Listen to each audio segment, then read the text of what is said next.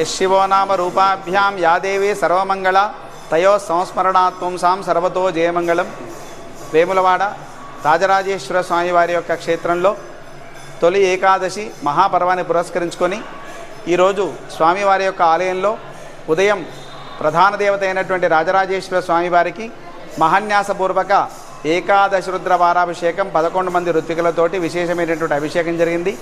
అలాగే ఈ పర్వాన్ని పురస్కరించుకొని సాయంకాల వేళ విఠలేశ్వర స్వామివారి వద్ద మహాపూజ కార్యక్రమం ఉంటుంది.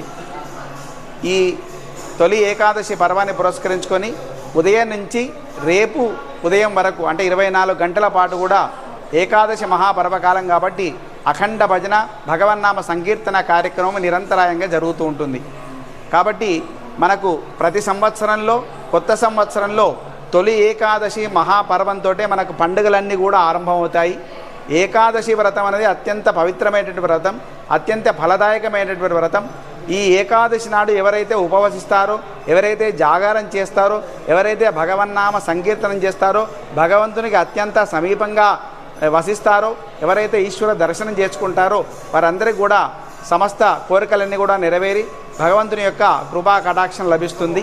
ఏకాదశి నాడు శుద్ధోపవాస ప్రథమ సత్కథా శ్రవణం తథా అని ఎవరైతే ఉపవసించి ఈరోజు భగవన్నామ సంకీర్తన చేస్తారో వారందరికీ కూడా సమస్త కోరికలన్నీ కూడా నెరవేరుతాయి. కాబట్టి ఈ ఆషాఢ శుద్ధ తొలి ఏకాదశి అంటారు దీని మహాపర్వకాలం. ఇది శయనేకాదశి అంటే మనకు ఈ చాతుర్మాస్య వ్రతాలను ఆచరించేటువంటి వాళ్ళందరూ కూడా ఈ రోజుతో ఆరంభించి 4 మాసాల పాటు కూడా చాతుర్మాస్య వ్రత దీక్షాన్ని ఈరోజు పూనుకుంటారు. మళ్ళీ కార్తీక శుద్ధ ఏకాదశి నాడు ఆ యొక్క వ్రతం సమాప్తం అవుతుంది. కాబట్టి అత్యంత పరమ పవిత్రమైనటువంటి రోజు స్వామివారిని విశేషించి భక్తులందరూ కూడా సందర్శించుకుంటున్నారు. స్వస్తి.